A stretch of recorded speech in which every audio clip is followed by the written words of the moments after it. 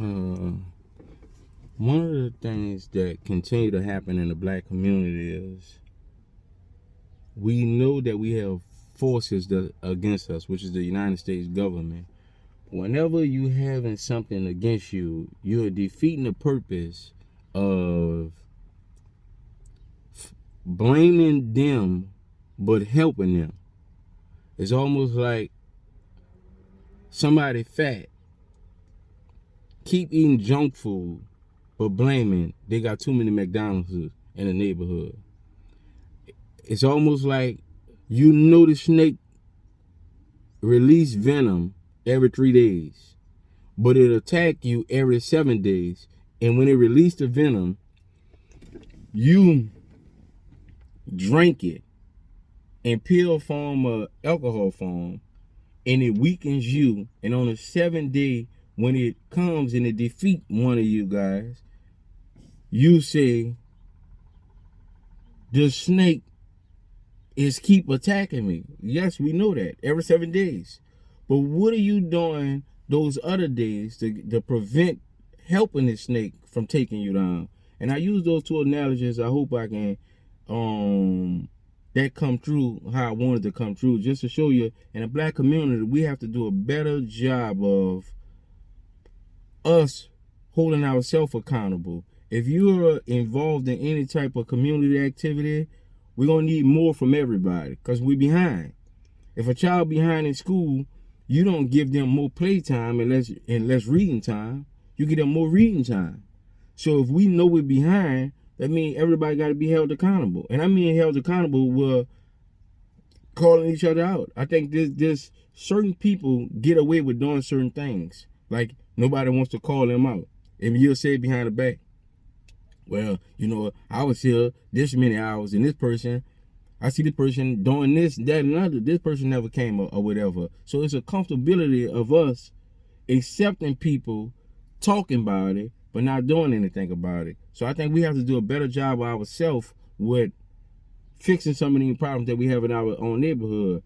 There's nowhere in the world that our elderly should have to wait in line, beg and fuss as men, as we can't put canned goods together and issue it out to our own elderly. It's in New Orleans, Louisiana. There's no way that our elderly is staying next to empty lots, dealing with snakes, rodents, and everything running across their home. They don't have the ability and have the financial to pay for the lot next door because of slum laws stay next door, or they got an overgrown lot.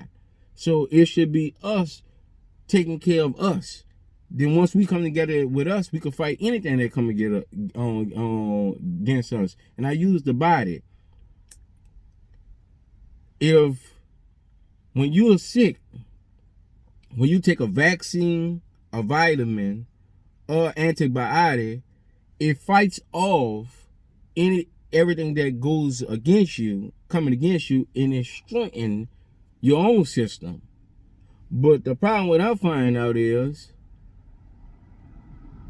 we are not taking vitamins and vaccines to help each other.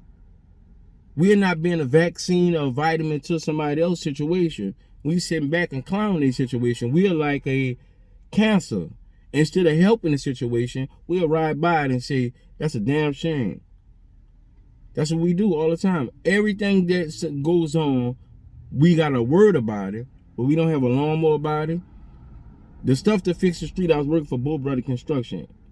And the same stuff as I'm working for Bull Brothers Construction, they pulled out this bag of this stuff. It looked just like the gravel on the street. And gave me a job of going around filling up the holes in the street. So I priced this stuff. It was like $32 for a big old bag. And it's almost like we'll see a pothole and complain about it. An overgrown lot that you can't see when you're making that turn. So I want to ask you, who most likely to get in an accident and get killed? You, somebody you know, or one of your kids. So why not with this overgrown lot? Why not? Let's take care of it. And if we take care of it, this pothole in the street, let's take care of it. I find myself when I go in other communities, what I found out, yeah, they get their tax dollars, but I found out they do more self-driven for their community. That's what you're supposed to do. I was riding in a community and I ain't seen no overgrown lots. And then they say, well, either the city got strict on it or you'll see people going out cutting that lot. Because I don't want that lot in my neighborhood like that. I don't want neighborhood looking like that. So you'll ride around and that's the neighborhood. You'll say, man, I like staying right here. Look how clean it is right there. That's not by accident. That's accountability and responsibility. Either they're going to hold a homeowner responsible by calling them out. This is what we do. Somebody got an empty lot, we ain't gonna call them out. We not gonna call them out. Every time he passed, that's a damn shame how Rolf got that lot looking over there. That's what we gonna say. But them, they'll send 20 letters at his house. All right, the letters ain't working. All right, we'll get the state on it. We're gonna do what we gotta do because we gotta stay around here. And I think that's what the mindset and the concept that we have to take. We stay around here. Certain things is not allowed. Now, you're not going to tell me they don't got some white guys that's not on drugs, on this, and white A-Rap, yeah, they on drugs. But they're not hanging out lording or there in the neighborhood. They're not. They go buy their drugs, they go inside. That's what they do. The A-Rap go inside and do his drugs. Black guy, he want to hang outside on the corner all day. And if the white guy come get the drugs from the black guy, he drive all the way to the black neighborhood, get his drugs, or send somebody to get his drugs, then he go back inside and take care of his business. Not to say who's right or who's wrong, but you standing outside all day, and we have this. You standing outside all day, and we have grandma don't want you standing outside. You think you just standing outside chilling. The store owner, he playing the 50-50 game, and every time the police keep coming. Why they not going in this community? Because this man brought his drugs and went inside. He not creating a disturbance. And I'm going to tell you, I'm from the hood. I don't like people hanging outside all day. I'm from the project. I don't want to, every time I come out of my door, sometimes you want to sit outside or sit in your yard by yourself. But what happened in our community, we got the people that want to hang out that's not homeowners, that don't own anything. Now, the homeowners looking at it like, every time people ride, this house just empty right here. It would be attractive for somebody to come and buy. But guess what? They got 25 people hanging out there. So the person that buy it say, shit, I ain't about to buy that house with all those people hanging outside there. Meanwhile, in between time, this same person go move in a neighborhood that's like the neighborhood he wants to in. But at the same time, he'll go in a neighborhood where our grandmother, mother's at, and just hang and bring the value down consistently. So these properties in these neighborhoods are not being, soon as they're being brought, as soon as somebody move out or sold, somebody come right back in and buy them and they remain filled. It go from 10 houses, one house get empty, to somebody go hustling in the house or doing something in the house. Once that happen, it get abandoned, outdated, now you got a regular house. Then it happened to another one and another one. Meanwhile, any good ones, where the guy that's causing the most trouble, chances are he don't stay there. He gonna move to a better community where his kids going to a different school. He don't have the same problems that he's causing in the neighborhood that's so-called run down, that's so-called a black community. So we doing it to ourselves on a lot of levels. I think before we can attack America for the injustice that they have done us, we have to look ourselves in the face, and then once we look ourselves in the face, we can come clean with ourselves, and we got to start addressing some of these problems ourselves. Because if you can't help yourself first, then you're not going to have the strength to go fight nobody else. And I think that's what's holding us down. We don't have the strength to fight anybody else and fight on one accord. Everybody else, the Chinaman got the Chinaman on his mind. The Arab got the Arab man on his mind. The Vietnamese got the Vietnamese on his mind. The Arab got the white man got the white man on his mind. When it comes down to black people, we have everybody else on our mind and on our agenda, but not ourselves. Just imagine you on an airplane. If you ever took an airplane and they say the oxygen mask, if it come down, put yours on. Imagine your oxygen mask come down and you worry about what, if this person got it on, if this person got it on, if that person got it on, if the person across the street 2 hours up got it on, and don't put it on yourself. And you'll suffer the consequences. So I use that analogy to say before you help somebody else, you got to help yourself. We contribute to everybody else's success, but can't contribute to our own success. That's working against yourself. That's what I was talking about earlier. You can't work against yourself. And you know what's against you.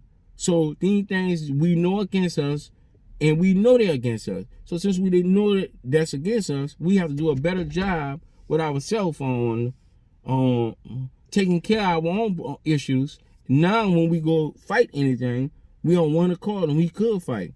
I don't understand how some black people say black people should get reparation and some black people don't. The people that don't think black people should get reparation, stop letting them use you against what black people are supposed to get. If you don't think you're supposed to get nothing, no comment. No comment. But we were put in situations where we have so low self-esteem that anytime a camera comes, we think it's necessary for us to get on there, that we'll say something and they'll use what you say against all other black people. I'm never been going to be used as a clown for white justice. And what I mean by a clown for white justice, Darren, do you think we supposed to get on reparation? I do think we could. But if I thought we didn't, I would say no comment. I would hold my opinion to myself, and if I had to voice my opinion, it'd be to black people. I'm not going to put that out there, because every time it's time for them to present their argument against why you shouldn't get it, that's what they're going to play. They're going to play the black guy. Look, even this black person say right here, you got to get up and go to work every day. You work hard in America. He going to say that. By him saying that, they're going to say, well, all black people don't feel like that. Well, if I don't think we deserve a check, but y'all get a check, all right, well, go right ahead. I'm good. If you feel like that. Shannon Sharpe was talking about, from Undisputed, Shannon Sharpe is a football player, former football player. He played for 13 or 14 years in the NFL. But Shannon Sharpe was talking about how the NFLPA, which is the NFL Players Association, was trying to get a deal done for former players. And he said, I'm good. Whatever they scrape up in the pot, whatever's supposed to come to me, you can keep it. And you can disperse it amongst the other people. I have done good for myself. I like that. He done good for himself. But a lot of people was either irresponsible or ran into some hard times. So he see his former football players that he looked up to limping around, not financial stable, instead of saying they should have been responsible with their money, this, that, and other, this brother said, they paid the way for us to get paid what we getting paid now. And I have been good and responsible with my money.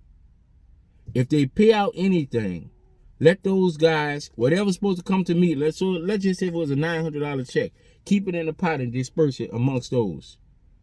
That's not working against it, or whatever. If black people fighting for a bill to fish at a certain part, and you don't think, well, I don't think it should be, I won't fish, just keep your mouth closed. Stop working again. If they think they've been fishing at this particular pier for a long period of time, they've been fishing over here for a long period of time, and now they're trying to change laws, and they fighting. I'll sign my name in a minute, even though I'm not a fisherman, to ensure those guys get to still do what they was doing. That's what we got a bad habit of, always, when it benefit us, stepping. If you don't think it's supposed to go down, then all right. Even if you don't sign a paper, don't speak against your own. And we have a terrible job of doing that. We do that all the time. And they don't do nothing but hurt the situation. Your enemy sit back and say, yeah, they're together on this. Yeah, all of them don't think they're supposed to get reparation. If it don't concern you or involve you, either you can include yourself with it by just signing. It's like the Saints football player had LSD, the disease that he had, on Steve Gleason. It never affected anybody in my family. But if I was working with a brother like that, he said, man, would you come out or make $1 donation, whatever? Either I'm going to come out and support him, I'm going to make $1 donation, I'm not going to do nothing. But if he raising money for it, why would I step in his way of raising something for a cause? Why? Even though it's not affecting me, why would I get in this way from doing it? Always look at a situation like that when it's dealing with black issues. Why? It's not going to affect me in no type of way, form, or fashion.